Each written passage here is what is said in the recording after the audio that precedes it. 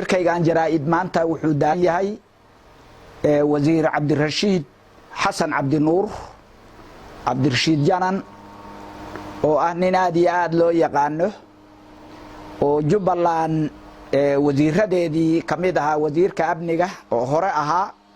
xilal kala duwan soo qabtay oo aad iyo aad loo yaqaano nin muwaadin ah oo ku dhashay gobolkan Gedo ku dhashay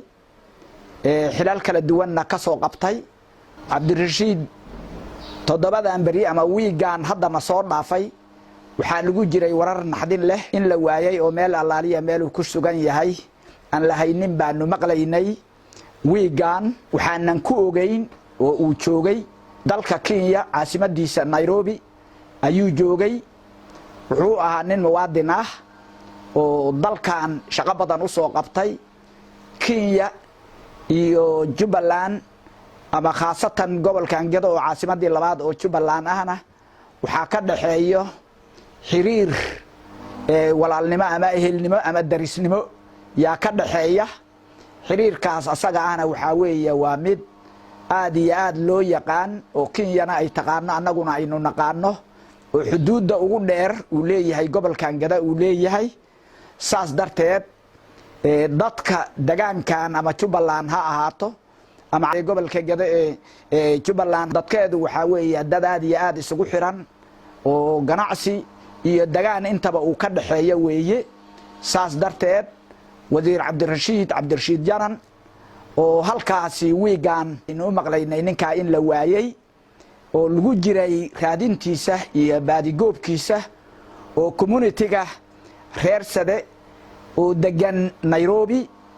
maalmahanba ay ku mashquulsanaayeen ninkaasi meesha uu ku sugan yahay sidii loo heli lahaa yaa aad iyo aad gobolka Gedo oo uu ku dhashay yaa dadkeedu wuxuu uga xumaa si aad iyo aad ah yaa looga xumaa sababtoo ah Cabdirashiid oo nin wasiir ah nin muwaadin ah nin la yaqaan ah oo Kenyana ay taqaano Soomaaliya oo dhan ay taqaano Jubbaland hadii aad loo yaqaano xilal kala duwan ka soo qabtay in maanta asaga oo jooga caasimadii Nairobi ee Kenya in caawaytay allaariya meel ku sugan yahay wiig dhan la waayo oo cidiisu ay degan tahay halkaas oo sharciyad uu ku leeyahay arintaas ayada aad iyo aad baan uga xumaanay markii aanu maqalnay arintaas ayada markii community-gi Nairobi oo reer Sade markii arintaas ayada aad iyo aad uga xumaaday haddana baadi goob la galay cid kasta oo meeshaas ayada mas'uuliyad ku haysa ama shacabkeediiba waxaanu helaynaa oo aanu wararka ku helaynaa in Cabdirashiid wararkii hadda u dambeeyay inuu ku sugan yahay gacanta hay'adaha amniga ee dalka Kenya arintaas ayada ah yaa naloo sheegayaa wixii xaqiiqdeeda aan hadii ayaduna waxa weeye way soo bixi doontaa dalka Kenya oo ay naga dhaxayso darisnimo naga dhaxayso oo community-ga Soomaalida ka sokow reer Sade uu ku leeyahay community aad iyo aad u weyn ama dadkii ganacsiga ahaa oo deganaa dhulka hadii Ilaahay ka raali noqdo Gedo oo meeshaasi ganacsigoodu uu yahay mid joogto ah oo dhabuhu ay ku socdaan oo waxay ku socdaan sharciyad iyo nidaam ay tahay inaan maanta arintaas ayada aanu maqalno aad iyo aad yaanu uga xumaanay waxaan leenahay dawladda Kenya madaxweynaha Kenya iyo hay'adaha amnigaba waxaan aad iyo aad ugu soo joodinaynaa William Ruto iyo hay'adihiisa nabadgelyadaba ninkaas oo nin muwaadin ah oo Kenya hadii uu joogana deegaan ku leh hadii uu joogana sharciyad ku jooga oo aanu ogsoonahay inuu nin oday ay yahay waxaan soo joodinaynaa ninkaas ayada ah oo caawa wax allaaliya wuxuu ku sugan yahay aanu ka warhaynin madaxweynaha iyo hay'adaha amnigaba arintaas ayada ah xil baa ka saaran qof kasta oo sharciyad ku jooga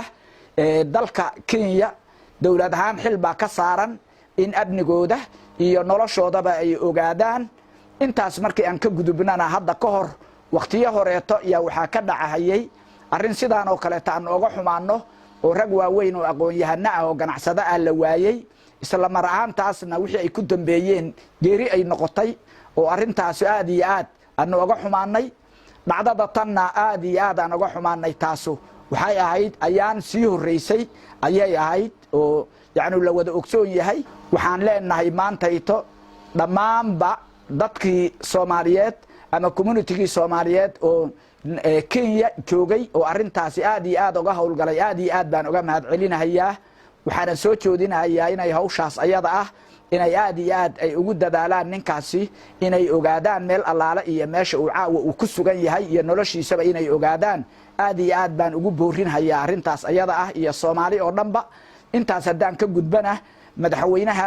Kenya iyo hay'adaha amnigana aan u soo joodinayaa dadka reer Kenya oo halkaasi degan ama community-ga Soomaalida oo halkaasi degan ama reersade oo halkaas deganba, in ilaahay haddii uu yiraahdo dadkaasi waxaanu ogsoonahay in wada shaqayn iyo wanaag inuu ka dhaxeeyo yaanu ogsoonahay. saas darteedna waxaan soo joodinaynaa in dadkaasi ammaankiisa iyo noloshooda iyo ganacsigooda iyo dhaqdhaqaaqoodaba in amnigooda inuu yacni maaragtay aad iyo aad in loo ilaaliyo, sababtoo ah waxa naga dhaxeeya waa xudeed weyn oo amniga iyo wada shaqayntaba yacni maaragtay ay nasaaran tahay. saas darteedna waxaan soo joodinayaa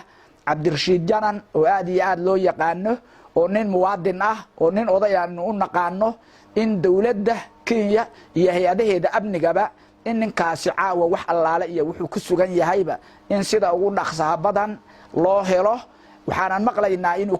ku sugan yahay gacanta hay'adaha amniga ee Kenya inuu ku sugan yahay. isla mar ahaantaasna waxaan soo joodinayaa in xorriyadiisa iyo muwaadinimadiisa iyo hawshiisa intaba in loo fasaxo oo caawayto ninkaasi la sii daayo oo gacanta yacni maaragtay hadda uu ku jiro oo aynu maqlayno in gacanta lagu hayo arintaas ayada ah. hadday sidaas ayada ah ay u caddaatay ama ay u caddaato in ninkaasi xorriyadiisa iyo noloshiisaba in intaba yacni maaragtay inay dawladda Kenya inay u howlgasho oo ninkaasi xorriyadiisii iyo shaqadiisiiba loo fasaxo. aad iyo aadna dawladda Kenya inay hawshaas ayada ah xil weyn oo aad iyo aad u ballaaran inay iska saarto oo Cabdirashiid ilaa iyo maanta intii laga gaaraba in xorriyadiisa yacni maaragtay banaanka la soo dhigo oo dadkiisii uu ka mid noqdo oo howlihii uu lahaa iyo muraadyadii uu lahaa oo dhan uu yacni maaragtay u gacan banaanaado oo nin caawa xorriyadii laga qaaday uusan noqonin.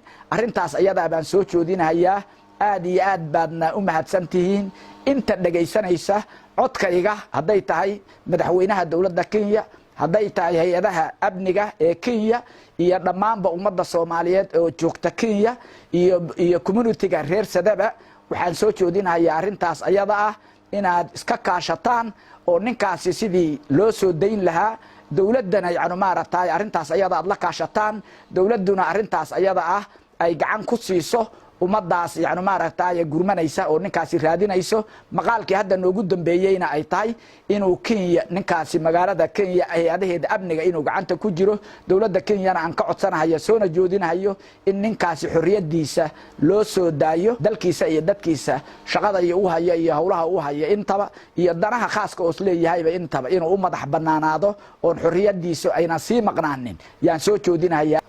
insha Allah ta'ala waxaan rajaynayaa maanta intii laga bilaabo in ninkaasi aanu maqalno yacni maaragtay inay xorriyadiisu ay fasaxan tahay. aad iyo aad baadna u mahadsantihiin.